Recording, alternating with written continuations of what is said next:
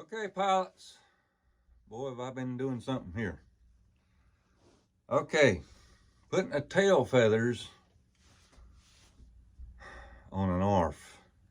And only I can imagine what it's like when you do it in a kit. But in the instructions, okay, now I read up on a few things on this part. But it tells you to cut and remove the covering. Okay. Alright, that's epoxying the horns on. Okay. And in here it tells you to take that cover, cut it off of the bottom of the fuselage, or the top of the fuselage, looking at it from the top. And the covering that's on the tail. Alright. Just tells you about doing all that. And also on the rudder, you do pretty much the same thing. But I've cleaned a little bit more off of the rudder. It didn't really need a lot. Just kind of shade the edge there a little bit more further back. So you got plenty of surface for you glue. Okay. And I'll take the camera off, look at this. Different angles and things. And I just kind of cut the cover off where I knew glue would be sticking. Alright. And then this seam right in here, it was just a little bit off as the way it's set in there. Okay, so I got my little screw I put right here just to kind of hold it where it's supposed to be. And on the back of it, I kind of put a square, you know, half the square on the bottom, half the square on the top, to make sure I had that lined up, because you want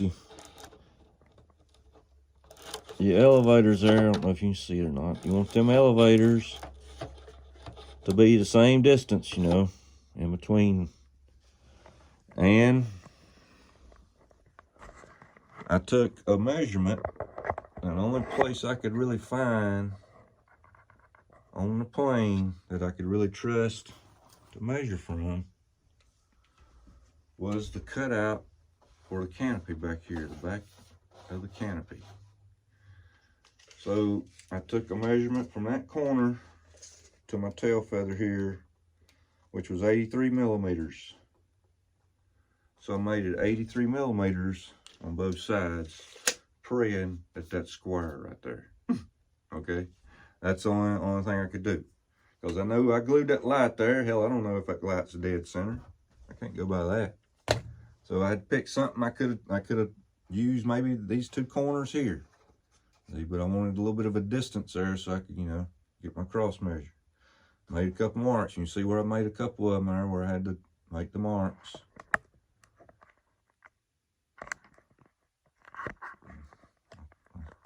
My holder's going on. Yep. Alright. So I've got the horns in them. They didn't quite fit perfectly. You got to do a little sanding to them. A little bit of drilling out. I just took the drill and just stuck it down here and just kind of moved it back and forth and made sure that insert there was cleaned out.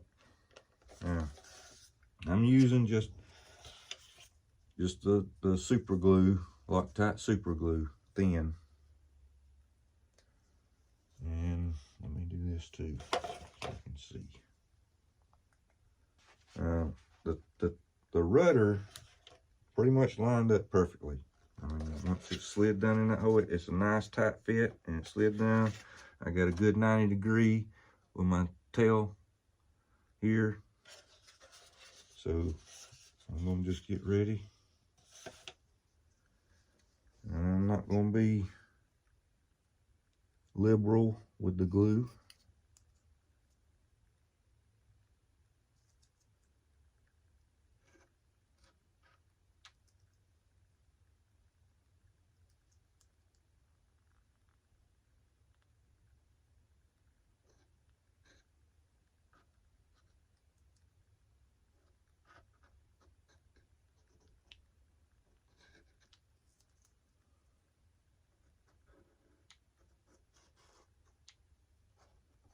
I'm not gonna put none on this flat surface here. I'm gonna let it run down in there, because I noticed if you try to slide glue across when you're sliding something down, it just don't seem to work. It kind of hardens up on you too quick, and dadgummit, if that glue ain't running out on that plane, I ain't sitting here.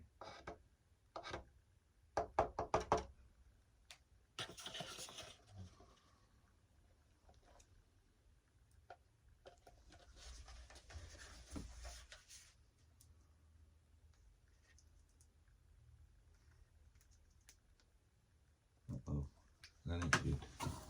That wasn't good. That wasn't good. That's not good. That's not good.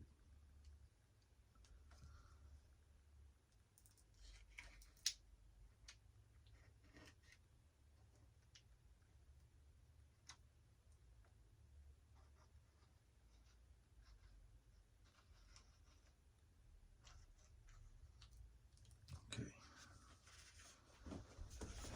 Flip this over. Quickly, quickly.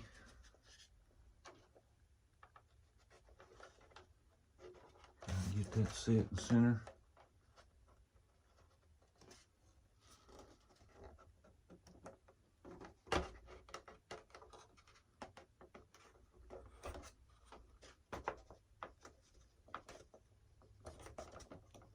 That one's centered.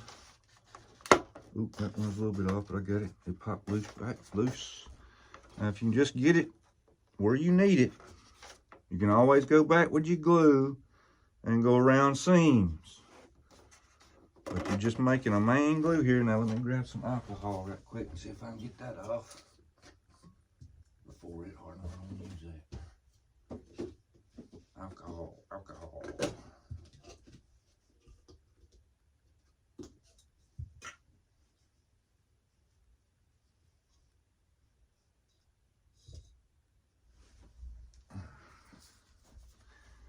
If I can just touch that a little bit. Yep, I figured it would. Turned it as white as snow. That's all right. Let's see if I can get some more off there. You don't want to get it too damp. Yep, turned it white as snow. Trying to just get it off there.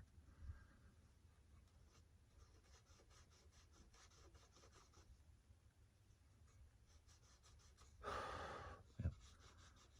I got to go to Lowe's anyway and get the paint. The touch-up paint. Okay. That's looking good. Yep, that's on there. Got just a little bit of a spot on it, dadgummit. Got to be something. It's got to be something. I don't know if you can even see it there, right here. Just a little bit of whiteness into my green there, dadgummit. But that corner is perfect. That one's perfect. That one's perfect. That one's perfect. And that's the way it measured out. Okay, there's her tail feathers. I've got rods run, but I've got servos centered in the fuselage.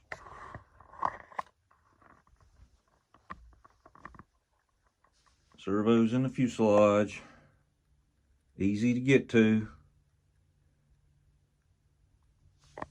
All right, now my new toys.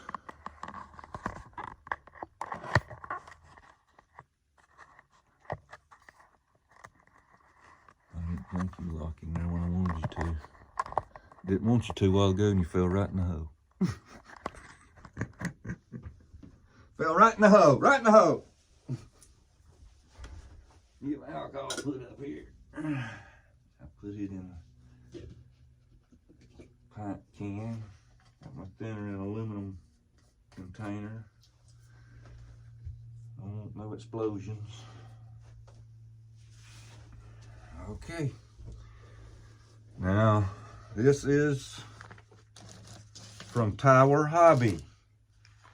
I ordered them Friday. They're in stock. These are FMS Predator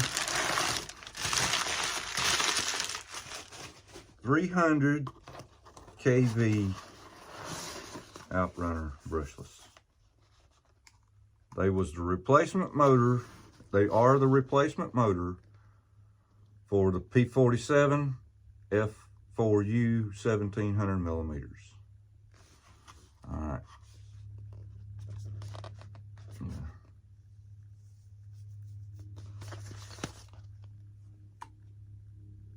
They don't make the 360 kVs no more. So if you need a 360 for your F7F Tiger Cat, you know, I think you're gonna have to get some of these, because I can't find no 360s nowhere. And I'm hoping, I'm praying that the shaft of this motor is gonna be the same size as the shaft that's on the F7F. And the reason I say that, I can tell already, is I don't know, that looks too big.